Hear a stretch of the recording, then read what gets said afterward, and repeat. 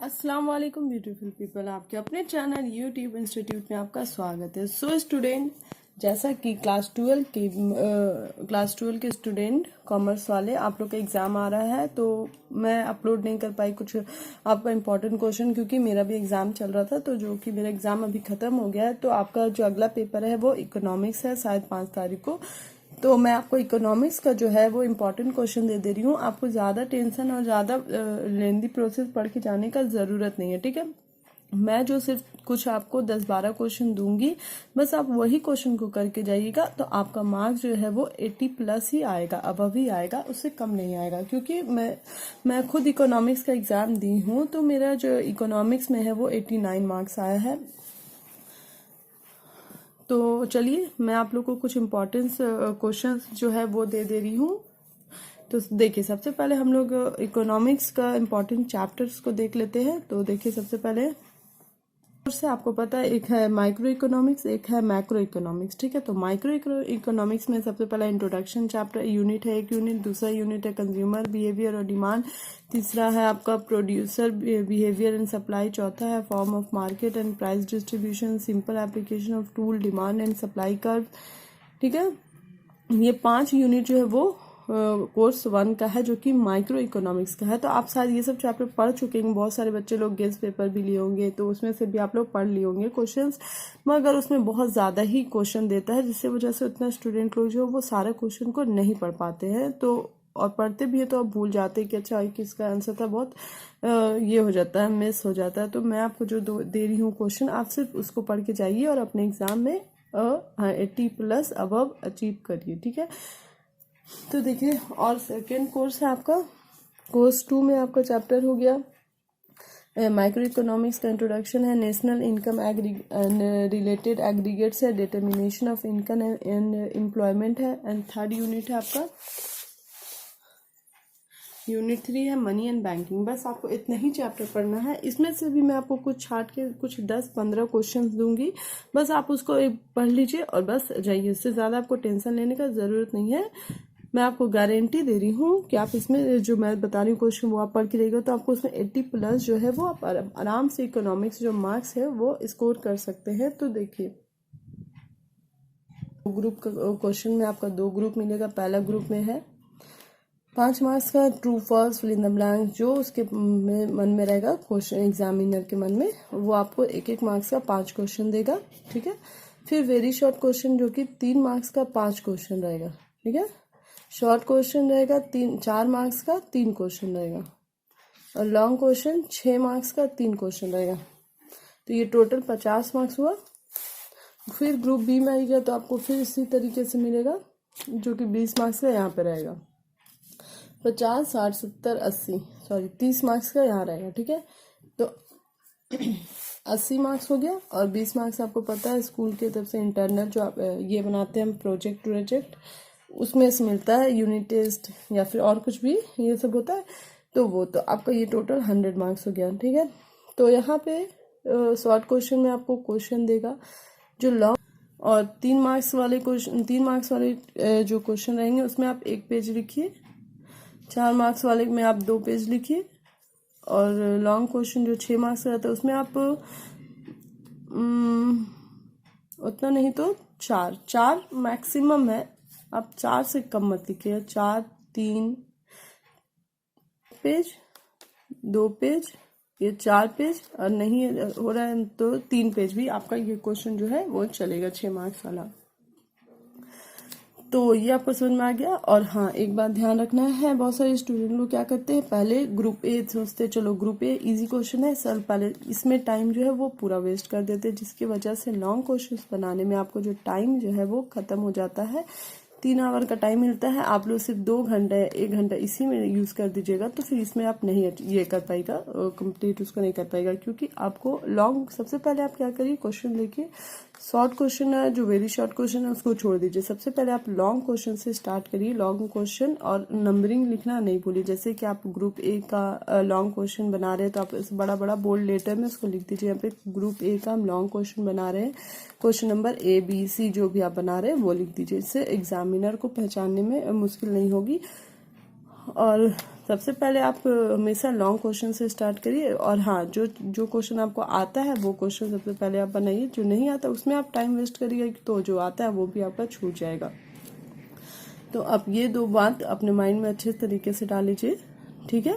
सबसे पहले long question और जो क्वेश्चन आता है वो, क्योंकि ये सब जो है 15 मिनट आधा घंटा में हो ही जाएगा, ठीक है। ये सब ज्यादा मार्क्स से नहीं रहता है, ये ज्यादा मार्क्स इसमें आप ग्रुप ए में मान लीजिए 5 मार्क्स का भी छोड़ दिए तो, और इसका एक क्वेश्चन छोड़ दिए तो ये 6 मार्क्स जा रहा है, इसमें सिर्फ 5 मार्क्स जा रहा था। और ये आप 3 क्वेश्चन में और ये बनानी तो आपको ऐसे ही पूरा 45 मार्क्स तो इधर आ गया। फिर आप ग्रुप बी का लॉन्ग क्वेश्चन बना लेंगे, समझ में आ रहा है। तो सबसे पहले आप टाइम पे ध्यान दीजिए, और एक बार घर में जो मैं क्वेश्चन बताऊंगी उसको लिख के एक बार आप अपने हाथ से लिखिएगा जरूर, क्योंकि याद तो सबको हो जाता है। जब एग्जामिनेशन हॉल में हम लोग पहुंचते हैं याद तो बहुत अच्छा से था, जैसे हम लोग लिखना स्टार्ट करते हैं वो भूल जाता है, क्योंकि माइंड जो है उतने अच्छे तरीके से याद नहीं रख सकता है जितने अच्छे से हमारा हैंड जो है वो याद रखता है।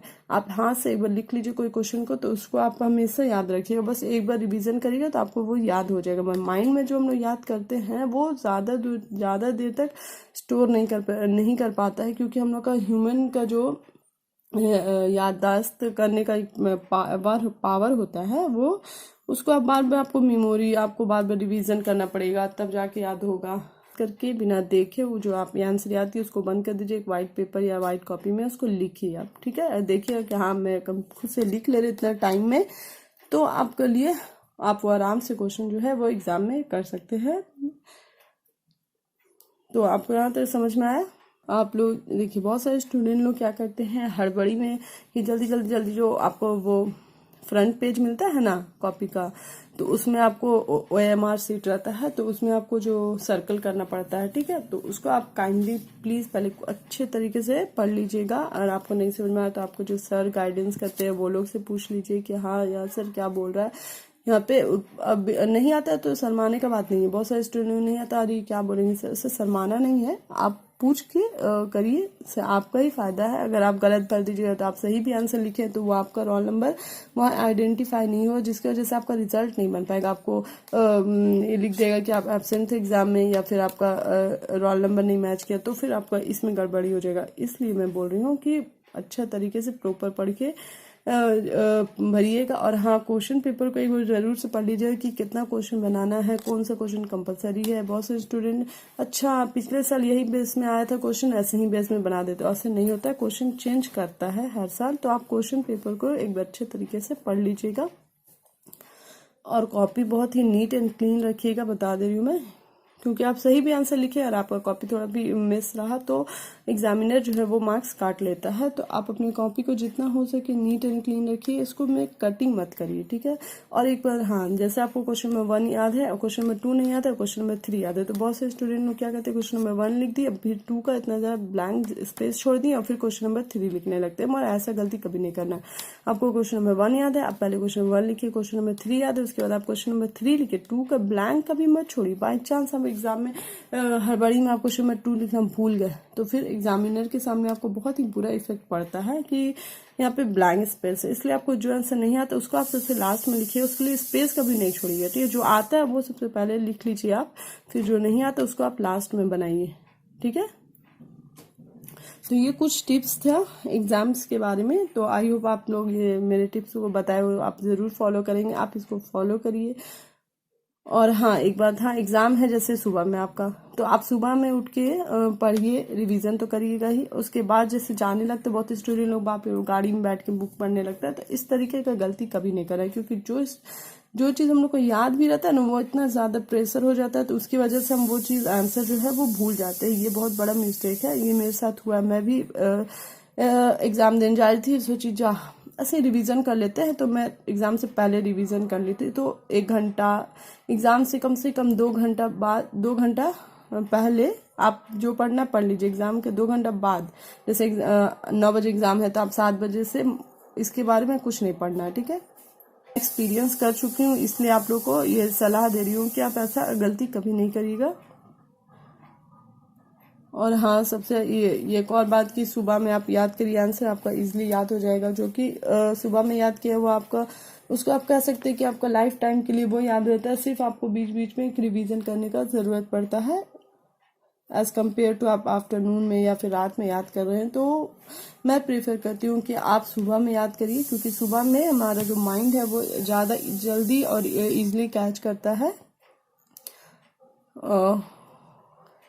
ठीक है, तो मैं नेक्स्ट वीडियो में आप लोग को कुछ इम्पोर्टेंट जो इकोनॉमिक्स का इम्पोर्टेंट क्वेश्चन है सिर्फ वही पढ़ के जाइएगा, तो वो मैं आपको अभी अपलोड कर दे रही हूँ। अभी आज 2 तारीख हो गया, 3, 4, 5 को एग्जाम है आपको, तो आप जो मैं क्वेश्चन बता रही हूँ वो ज़रूर से आप एक बार पढ़ लीजिएगा। आप जो अपने एग्जाम में बेटर से बेटर ये कर सकते हैं। मैं आपको गारंटी दे रही हूँ कि आप 80 से अब लाएंगे।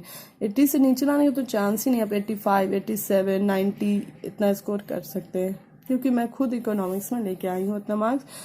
तो चलिए, मैं आप लोग के लिए कुछ इंपॉर्टेंट क्वेश्चन लाई हूँ, वो मैं आपको नेक्स्ट वीडियो में अपलोड कर दे रही हूँ। और हाँ, ये साइंस के स्टूडेंट्स और आर्ट्स के स्टूडेंट और कॉमर्स के स्टूडेंट तीनों के लिए इकोनॉमिक्स का क्वेश्चन जो है वो सेम ही रहता है। तो इकोनॉमिक्स का सिलेबस भी सेम रहता है। तो आप नॉट फॉर ओनली कॉमर्स, आप आर्ट्स और साइंस के बच्चे भी ये मेरे इकोनॉमिक्स के नोट्स जो है इंपॉर्टेंट क्वेश्चन उसको आप पढ़ के जा सकते हैं। करिए इसको, और ऑल द बेस्ट। चलिए, मैं आपको नेक्स्ट वीडियो में आपका क्वेश्चन जो है वो अपलोड कर दे रही हूँ।